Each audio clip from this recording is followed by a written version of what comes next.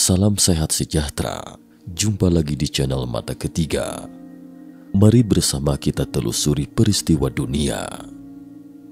Pada tahun 2006, sebelum krisis hipotek subprima, pasar real estate AS bagaikan karnaval. Semua orang ingin mendapatkan semangkok sup dari harga rumah yang meroket.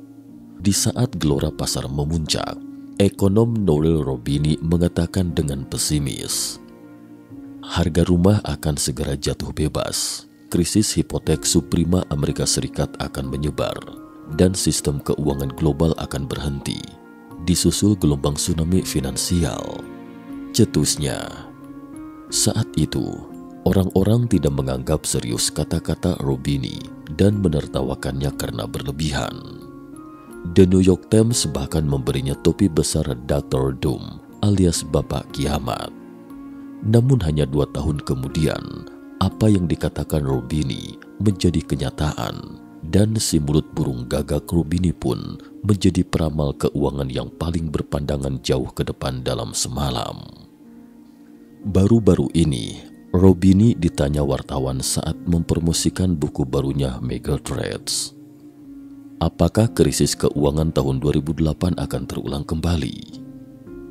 Ya, kita kembali lagi di titik ini. Namun selain risiko ekonomi, mata uang dan keuangan, kita sedang menuju stagflasi yang belum pernah terjadi sejak tahun 1970-an. Bahkan dibandingkan dengan tsunami keuangan pada tahun 2008, depresi hebat yang terjadi pada tahun 1930-an merupakan resesi ekonomi terburuk dalam sejarah, jawab Roubini. Dan sayangnya, pendiri Bridgewater Associates Ray Dalio pernah memprediksi pada akhir tahun 2021 lalu, kita sedang memasuki depresi hebat yang serupa dengan tahun 1930-an. Resesi ekonomi akan menjungkir balikan kehidupan masyarakat dan bukan hanya portofolio atau kumpulan investasi. Bagaimana terjadinya depresi hebat seabad silam? Hari ini mari kita petik sejarahnya sebagai cermin, melihat di mana kesamaannya sekarang dengan sejarah masa lalu itu. Sebelum masuk ke topik, perlu kiranya disampaikan bahwa program ini bukan merupakan saran investasi apapun, tetapi hanya untuk memicu pemikiran teman-teman. Kemana mau dibawa aset pribadi teman-teman, sebaiknya diputuskan sendiri. Bangkitnya Imperium. Pada tanggal 28 Juni 1914, Adipati Agung Franz Ferdinand dan istrinya ditembak mati di Sarajevo oleh Gavrilo Princip yang berusia 19 tahun, seorang anggota pemuda Bosnia. Sebulan kemudian pada 28 Juli 1914, di bawah dukungan Jerman, Austria-Hongaria menyatakan perang terhadap Serbia. Terbunuhnya Pangeran Franz Ferdinand pun memicu Perang Dunia I. Perang yang berlangsung lebih dari 4 tahun ini menyebabkan lebih dari 15 juta orang tewas dan lebih dari 20 juta orang luka-luka. Jelas ini merupakan malapetaka dalam sejarah peradaban manusia. Alasan yang mendasari pecahnya Perang Dunia I sangat kompleks dan beragam. Sejauh ini, para ahli dan cendekiawan dari berbagai lapisan masyarakat masih memiliki pandangan yang berbeda mengenai peristiwa itu. Tetapi satu poin yang pasti adalah, ini merupakan perang imperialis untuk memperebutkan hegemoni dunia. Medan perang utamanya di Eropa, dan negara-negara peserta utama juga merupakan kekuatan-kekuatan Eropa seperti Inggris, Perancis, dan Jerman. Sebelum pecahnya Perang Dunia I, Inggris adalah hegemoni global yang tak terbantahkan kala itu. Dalam Perang Dunia I, Inggris, Perancis, Serbia, dan Kekaisaran Rusia membentuk blok sekutu dan berperang melawan blok sentral yang dipimpin Jerman dan Austria-Hongaria. Italia awalnya adalah anggota aliansi, tetapi kemudian membelot dan bergabung dengan blok sekutu. Lalu, apa yang dilakukan Amerika Serikat ketika Perang Dunia I pertama pecah?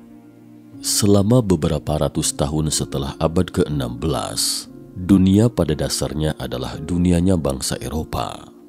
Negara-negara Eropa terus memperluas cengkeramannya dan menduduki koloni. Saat itu, Amerika Serikat juga tidak luput dari nasib diperbudak. Awalnya adalah koloni Inggris dan baru merdeka pada tahun 1783. Setelah merdeka, banyak hal di dalam negeri Amerika Serikat perlu ditangani.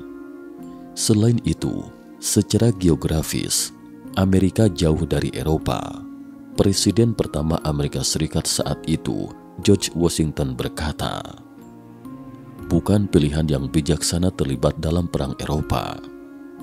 Pada tahun 1823, Presiden AS saat itu James Monroe mencetuskan idenya, meminta negara-negara Eropa untuk tidak ikut campur dalam urusan Amerika Latin, sekaligus memastikan bahwa Amerika Serikat tetap netral dalam perselisihan antara negara-negara Eropa. Pandangan ini kemudian disebut Doktrin Monroe. Selanjutnya kemudian, Amerika Serikat dengan teguh menerapkan kebijakan netralitas Doktrin Monroe, memfokuskan energi Amerika pada pengembangan ekonomi dan perdagangan, dan secara diam-diam mengumpulkan pundi-pundi kekayaan. Sebelum pecahnya Perang Dunia I, PDB Amerika Serikat sudah termasuk yang terbaik di dunia. Perang membutuhkan amunisi, makanan, minyak, dan sumber daya lain dalam jumlah besar sebagai jaminan. Setelah pecahnya Perang Dunia I, Amerika Serikat mengandalkan kebijakan netralnya, mengekspor sumber daya ke kedua belah pihak yang berperang. Sebelum perang, Amerika Serikat berutang 3,7 miliar dolar AS dalam bentuk utang luar negeri ke Eropa. Tetapi kurang dari setahun setelah pecahnya perang, Amerika Serikat berubah dalam sekejap dari negara pengutang menjadi negara kreditor. Pada tahun 1915, harta kekayaan yang dijarah oleh Inggris, Prancis, dan negara-negara Eropa lain selama ratusan tahun koloninya hampir habis. Tapi perang masih berlangsung, sementara kebutuhan logistik masih harus dibeli. Lalu, apa yang harus dilakukan? Setelah berpikir keras, Inggris Raya merasa bahwa cara terbaik adalah menarik Amerika Serikat ke kubunya. Alhasil blok sekutu yang didominasi Inggris memberikan pesanan senjata kepada grup keuangan Morgan senilai 500 juta dolar AS. Komisi untuk pesanan ini setinggi 2%, penuh dengan ketulusan. Dengan kata lain, selama bisnis itu berjalan lancar, grup keuangan Morgan akan mendapatkan 10 juta dolar AS ke dalam kantongnya sendiri. Tetapi ibarat ungkapan no free lunch atau tidak ada makan siang gratis di dunia, Inggris mengajukan syarat yang berlebihan, yaitu Morgan harus lebih dulu membayarnya dan blok sekutu akan membayarnya nanti setelah perang usai. Pada awalnya, pemerintah AS berpikir bahwa meminjamkan uang kepada negara-negara yang bertikai melanggar semangat netralitas. Namun karena tergoda dengan keuntungan besar, grup keuangan Morgan terus melobi pemerintah dan berulang kali menekankan manfaat dari pinjaman itu. Pada akhirnya, pemerintah AS mengeluarkan pinjaman kepada blok sekutu dalam bentuk utang pemerintah. Kesepakatan bisnis senilai 500 juta dolar AS ini membuat Amerika Serikat dan sekutu menjadi belalang di seutas tali. Sejak itu, bisnis antara Amerika Serikat dan blok sekutu tumbuh semakin besar. Pada tahun 1914, tahun pertama perang, perdagangan AS dengan sekutu hanya 800 juta dolar AS. Sampai pada tahun 1916 kemudian, angka itu melonjak menjadi 3,2 miliar dolar AS.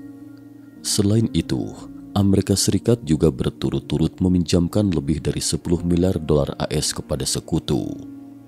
Jika blok sekutu kalah, maka lebih dari 10 miliar dolar ini mungkin akan menjadi debu dan tidak akan pernah kembali lagi.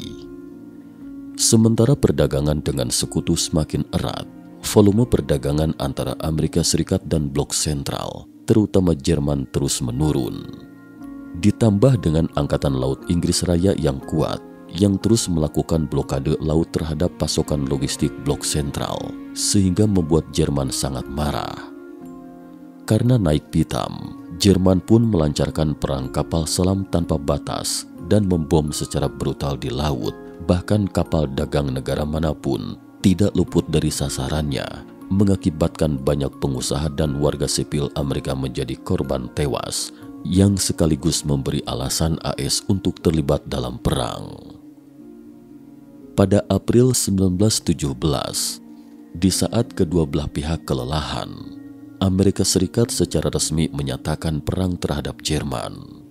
Dan seiring dengan tambahan militer AS, tentara Jerman terdesak dan akhirnya gagal.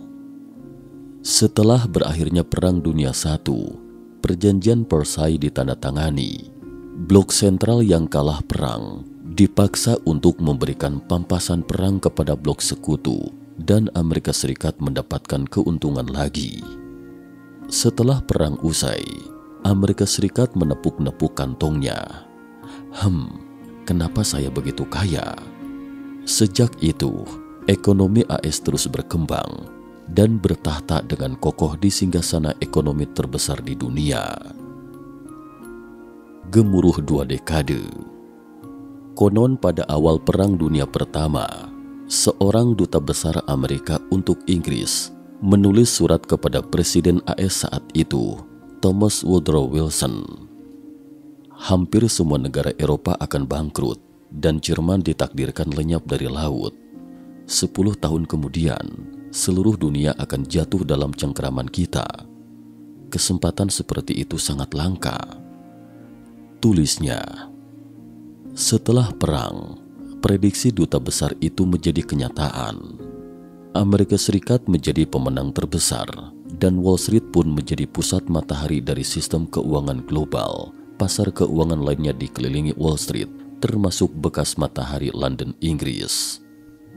Setelah Perang Dunia I, Amerika Serikat menguasai 40% emas dunia. Dan seusai Perang Dunia II, Amerika Serikat mengandalkan 75% cadangan emas dunia membangun hegemoni dolarnya. Menurut data sejarah Amerika Serikat, pada tahun 1920, pembangkit listrik Amerika Serikat setara dengan jumlah total Eropa. Produksi baja menyumbang lebih dari setengah produksi dunia, dan produksi minyak menyumbang 2/3 dari produksi dunia.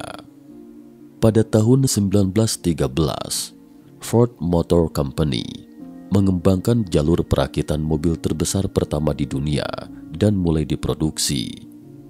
Awalnya butuh lebih dari 700 jam untuk merakit model T, mobil paling populer saat itu. Tetapi sekarang setiap pekerja ditempatkan di satu pos untuk merakit komponen mobil dan hanya butuh 12,5 jam untuk memproduksi mobil T. Efisiensi produksi meningkat signifikan. Biaya produksi menurun tajam dan harga mobil model T turun hingga $260 AS. Pada awal abad ke-20, mobil masih merupakan barang mewah yang hanya mampu dibeli oleh orang-orang kaya dan berkuasa. Tetapi sekarang mobil sudah bisa dimiliki jutaan rumah tangga. Popularitas mobil telah mengubah Amerika Serikat menjadi negara beroda. Orang-orang dari semua lapisan masyarakat dapat bepergian dengan bebas di seantero negeri. Pada saat yang sama, hal itu juga mendorong perkembangan industri lain. Secara langsung atau tidak, menyediakan lapangan kerja bagi 4 juta orang. Misalnya ketika mobil semakin banyak, pemerintah perlu memperluas infrastruktur dan membangun jalan.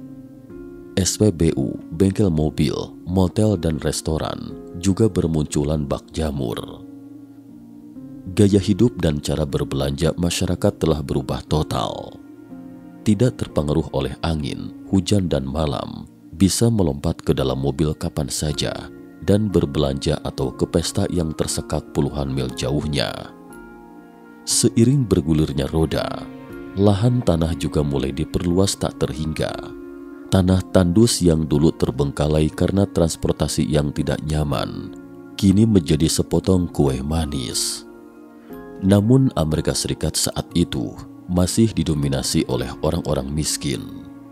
Untuk memiliki sebuah mobil setidaknya akan menguras beberapa bulan gaji. Karenanya banyak orang berusaha bertahan untuk tidak membelinya. Tapi untuk merangsang konsumsi masyarakat, bank membuka pinjaman berbunga rendah. Ingin membeli mobil, rumah atau peralatan elektronik, tetapi tidak mampu membayar penuh. Jangan khawatir, barang pesanan bisa diambil lebih dulu, uang bisa diangsur setiap bulan. Dengan begitu, beban tanggungan bukankah jauh lebih sedikit? Karena kurangnya sistem peringkat kredit dan pengawasan yang efektif, saat itu siapapun bisa dengan mudah mendapatkan pinjaman uang dari bank. Konsumsi lanjutan dan mencolok telah menjadi tren konsumsi arus utama. Orang-orang terbenam dalam kemewahan dan gemerlap sosialita. Periode ini juga dikenal sebagai Roaring Twenties. Rakyat jelata menghabiskan banyak uang, dan bagi kapitalis tentu saja meraup banyak uang. Setelah mendapatkan uang, langkah selanjutnya adalah mencari lahan subur yang baik bagi uang-uang ini, dan pasar saham menjadi pilihan pertama. Indeks Dow Jones melonjak dari 67 poin pada Agustus 1921 menjadi 380 poin pada Agustus 1929, meroket hingga sebesar 567%. Gelombang pasar Super Bull ini juga secara berturut-turut telah menarik sejumlah besar investor retail untuk masuk ke pasar saham. Saat itu, hampir semua orang Amerika Serikat berspekulasi di saham, mulai dari kapitalis dan pengusaha hingga pedagang kaki lima, penyemir sepatu, dan bahkan anak-anak penjual koran. Mereka merasa seperti dewa saham, membeli harga saham apapun yang naik. Segenap masyarakat telah berubah dari konsumerisme menjadi pelaku investasi atau oportunisme. Mereka yang tidak punya uang meminjam uang untuk berspekulasi di saham, sementara mereka yang kaya merasa keuntungannya tidak cukup cepat. Jika hanya menginvestasikan uang mereka di pasar saham, mereka perlu meningkatkan daya ungkit baru bisa lebih merasa nikmat. Saat itu, bank juga menikmati keuntungan dari pembiayaan ekuitas. Begitu mendengar ingin mengambil pinjaman untuk berspekulasi di saham, bank pun langsung menggelontorkan uang. Investor biasa bisa mendapatkan leverage 10 kali lipat, dan investor besar bahkan bisa meningkatkan leverage hingga 25 kali lipat. Pada Maret 1929, ketika Presiden AS yang baru, Herbert Clark Hoover berkuasa, dia berkata, "Kita berada di ambang pengentasan kemiskinan, daerah kumuh akan hilang dari Amerika Serikat." Namun di bawah representasi kemakmuran, krisis telah bergolak secara diam-diam. Antara tahun 1925 dan 1928, rasio produksi pabrik Amerika tumbuh sebesar 55%, sedangkan upah pekerja hanya meningkat sebesar 2%. Hal ini menyebabkan kurangnya daya konsumsi yang serius, sementara berbagai industri mengalami penjualan yang lambat dan kelebihan kapasitas. Sebagai contoh, misalnya industri susu. Untuk memastikan keuntungan, para petani terpaksa membuang susu surplus dalam jumlah besar ke sungai Mississippi. Sampai di sini, mungkin Anda bertanya, mengapa dibuang daripada membagikannya kepada orang-orang miskin? Pasalnya, jika susu dikirim keluar, selain harus menanggung biaya transportasi dan pengawetan yang tinggi, juga akan membuat pasar susu yang sudah menyusut semakin tidak bernilai. Karena susu dapat dinikmati secara gratis, lalu siapa yang akan membeli susu lagi? Akibatnya sumber pendapatan peternak sapi perah sepenuhnya terputus. Sementara pasar saham di sisi lain masih meraung dan keserakahan mengikis kewarasan setiap orang. Investor yang serakah sama sekali tidak peduli dengan kinerja dan prospek emiten. Mereka hanya ingin menjual sahamnya ke pembeli berikutnya dengan harga lebih tinggi.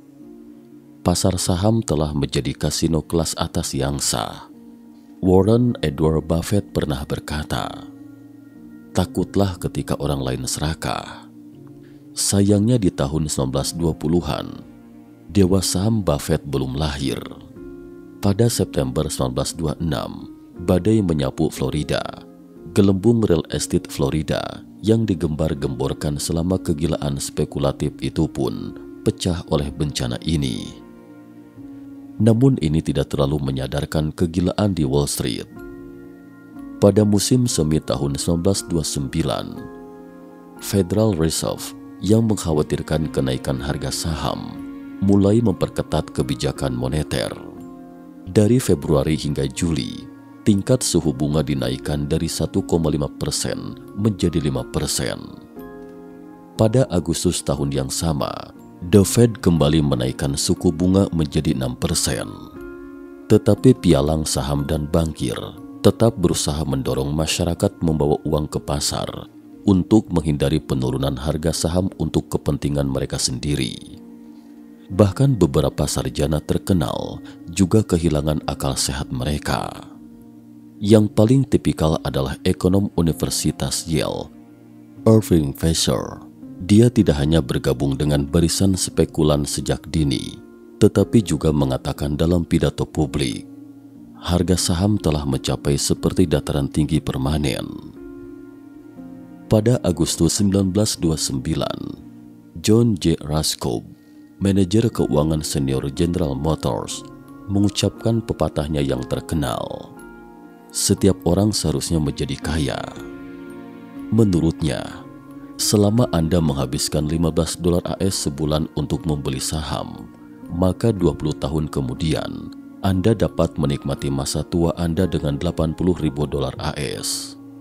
Pada September 1929, Roger Babson, seorang ahli statistik Wall Street, adalah orang pertama yang memperingatkan orang-orang bahwa pasar saham cepat atau lambat akan ambruk. Sayangnya, suara halusnya itu dengan cepat tenggelam dalam kerumunan publik yang penuh gairah di pasar saham. Menteri Keuangan AS saat itu, Andrew William Mellon, meyakinkan publik dengan mengatakan, "Sekarang tidak ada alasan untuk khawatir. Peningkatan kemakmuran ini akan terus berlanjut," cetusnya. Namun sebulan kemudian, pada Oktober 1929, gelembung pecah dan kehancuran pun terjadi. Banyak korban yang terlantar, menggigil kedinginan dan kelaparan di mana-mana. Black Tuesday, Selasa Hitam, atau runtuhnya Wall Street 1929, juga dikenal dengan sebutan keruntuhan 29. Pada September 1929, Joseph Kennedy bergegas masuk ke sebuah gedung di Wall Street. Setengah jam kemudian, dia menjual semua sahamnya. Joseph Kennedy adalah ayah dari John F. Kennedy yang kemudian menjabat sebagai Presiden Amerika Serikat. Identitas Joseph Kennedy lainnya adalah sebagai salah satu bankir terbesar di Wall Street saat itu. Pada September 1929, pasar saham AS sedang meledak. Banyak orang bingung dengan perilaku Kennedy senior. Ketika ditanya kenapa, dia hanya mengatakan satu kalimat. Ketika menyemir sepatu kemarin, penyemir sepatu bertanya kepada saya, "Pak, apakah Anda sudah membeli saham? Saya rekomendasikan saham kepada Anda dan pasti akan naik," katanya. Penyemir sepatu berbicara panjang lebar tentang pasar saham, sampai-sampai Joseph Kennedy tidak sempat untuk menyela. Peristiwa itu kemudian dikenal dalam buku pelajaran sebagai indikator tukang semir sepatu. Ini adalah metafora bahwa ketika orang-orang menginvestasikan uangnya ke pasar saham, maka pasar pada dasarnya akan berakhir. Joseph Kennedy dengan bijak memilih untuk menarik dana lebih awal, meletakkan pondasi bagi masa depan keluarga Kennedy. Hari-hari terakhir Oktober 1929 mengkonsentrasikan serangkaian hari terkenal dalam sejarah sekuritas. Runtuhnya Wall Street 1929 juga dikenal dengan sebutan keruntuhan 29 adalah peristiwa jatuhnya bursa saham di Amerika Serikat yang menandai dimulainya sebuah era yang disebut depresi besar. Keruntuhan ini merupakan salah satu peristiwa kehancuran bursa yang paling besar dalam sejarah Amerika. Peristiwa kehancuran bursa tersebut juga dikenal dalam beberapa tahapan yang dikenal dengan julukan Black Thursday, Kamis Hitam, yang merupakan awal terjadinya keruntuhan pada bursa, dan Black Tuesday, Selasa Hitam, yaitu saat kehancuran terjadi yang membuat panik hingga 5 hari setelahnya. Walaupun para ahli ekonomi dan para ahli sejarah tidak sependapat atas peran kehancuran bursa ini terhadap kejatuhan ekonomi yang terjadi sesudahnya, beberapa menganggap kehancuran ini sebagai awal dari terjadinya depresi besar. Akan tetapi kebanyakan ahli sejarah menyetujui pendapat bahwa kehancuran bursa tersebut adalah hanya merupakan gejala daripada merupakan penyebab depresi besar. Kehancuran bursa saat itu juga merupakan titik awal dari reformasi penting dari peraturan-peraturan hukum di bidang finansial dan perdagangan. Pada saat terjadinya kehancuran tersebut, kota New York sedang bertumbuh menjadi ibu kota finansial yang utama dan metropolis. New York Stock Exchange ketika itu merupakan bursa efek yang terbesar di dunia. Kegembiraan luar biasa dan keuntungan besar dari pasar yang bergairah berakhir seketika pada hari Kamis, tanggal 24 Oktober 1929, yang dikenal dengan Kamis Hitam, sewaktu harga-harga saham di NYSE, New York Stock Exchange, berjatuhan semuanya pada hari itu dan berlangsung terus selama sebulan mencapai nilai terendah yang tidak pernah terjadi sebelumnya, sehingga terjadi kepanikan di mana semua orang menjual saham yang dimilikinya. Setelah keruntuhan tersebut, Dow Jones Industrial Average pulih lebih awal pada tahun 1930, lalu jatuh kembali mencapai titik terendah pada tahun 1932 hingga akhir tahun 1954. Pasar bursa tidak pernah kembali seperti pada saat sebelum tahun 1929 dan berada pada titik terendahnya 8 Juli 1932 sejak tahun 1800-an. Siklus 1 abad. Negara-negara di seluruh dunia kini telah membentuk mekanisme yang lebih matang untuk menghadapi krisis ekonomi. Kongres AS mendirikan FDIC, Federal Deposit Insurance Corporation, pada tahun 1930. Ini adalah agen federal independen yang mengasuransikan simpanan di bank-bank AS dan penghematan jika terjadi kegagalan bank. Sejauh ini, dana asuransi FDIC berjumlah lebih dari 500 miliar dolar AS, menyediakan asuransi untuk simpanan lebih dari 4 triliun dolar AS di bank-bank besar dan lembaga simpanan. Karena pengalaman sebelumnya, pemerintah dari berbagai negara tidak akan menaikkan tarif, perang dagang, dan bunuh diri ketika ekonomi sedang dalam resesi. Selain itu, tsunami finansial 2008 yang dipicu oleh kebangkrutan Lehman Brothers juga menyadarkan masyarakat. Pada saat kritis, pemerintah perlu memberikan dukungan yang cukup kepada lembaga keuangan besar untuk menghindari efek domino. Di era yang berbeda, lingkungan dan latar belakang yang tidak sama, sejarah mungkin tidak akan terulang, tetapi sejarahnya ternyata sangat mirip. Sekitar 1 abad lalu, sebelum depresi hebat, umat manusia juga mengalami wabah global yang berlangsung selama beberapa tahun, yaitu flu Spanyol yang terkenal. Di penghujung tahun 2019, terjadi ledakan virus corona. Pada tahun 2020, epidemi telah melahirkan gelombang baru ledakan real estate.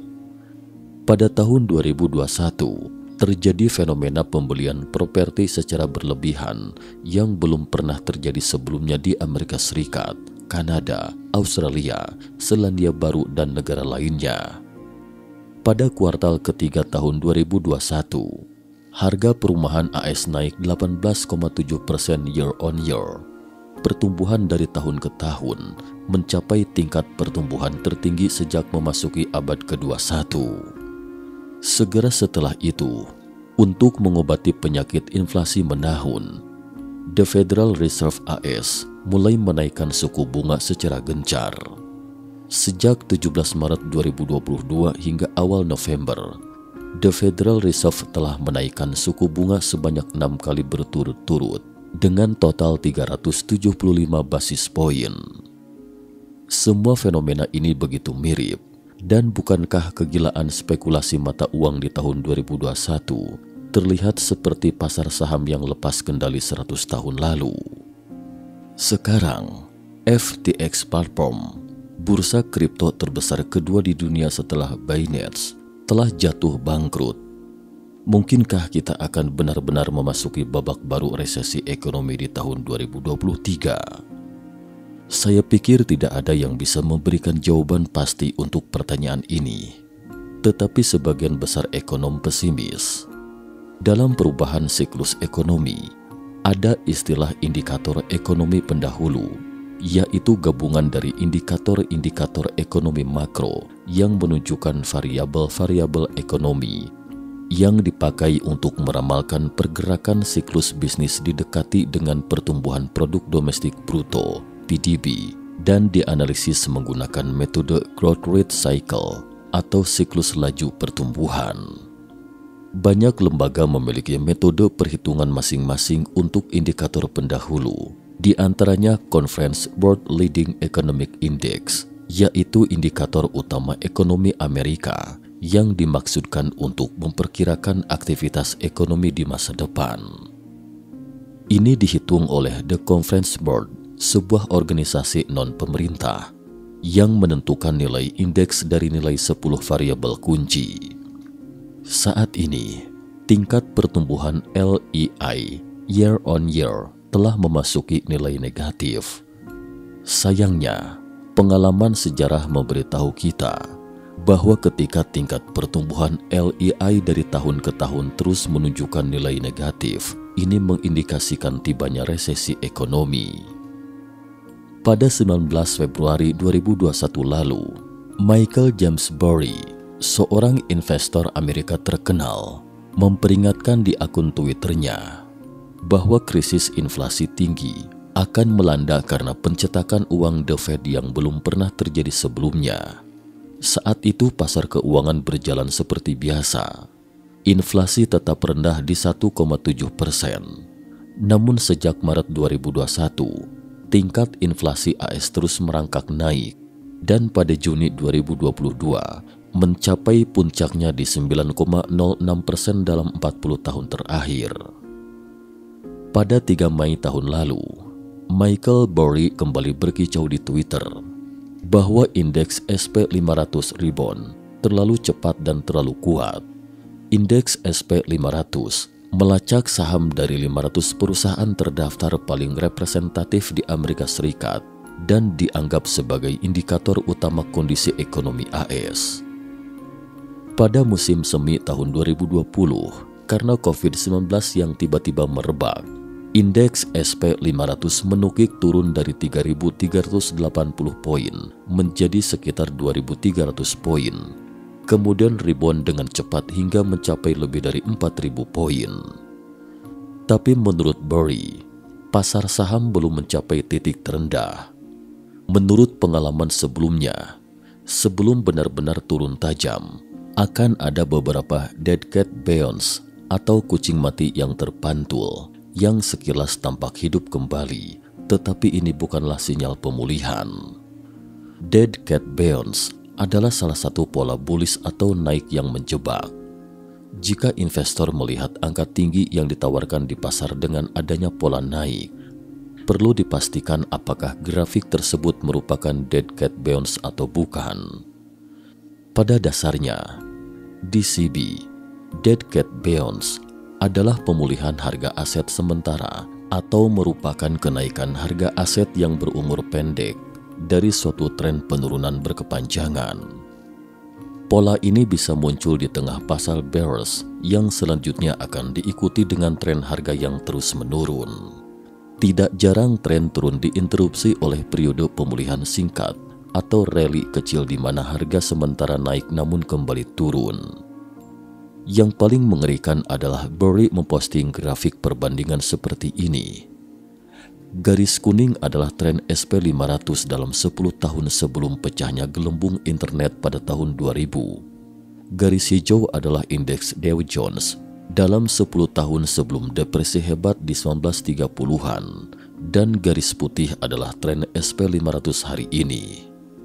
Grafik dari ketiga garis itu sangat mirip, dan di balik tren serupa adalah sifat rakus manusia yang tidak pernah berubah. Michael Burry menuturkan, "Orang-orang selalu mengeluh bahwa saya tidak mengingatkan mereka sebelumnya. Padahal sudah saya peringatkan, tapi tidak ada yang mendengarkan. Kali ini saya kembali memperingatkan, tetapi saja tidak ada yang mendengarkan. Tapi kali ini, setidaknya saya bisa membuktikan bahwa saya sudah pernah memperingatkan." Tidak ada yang mau melihat krisis ekonomi, tapi sebagai rakyat biasa, kita bagaikan butiran pasir yang tidak ada artinya. Namun kita tidak perlu terlalu pesimis.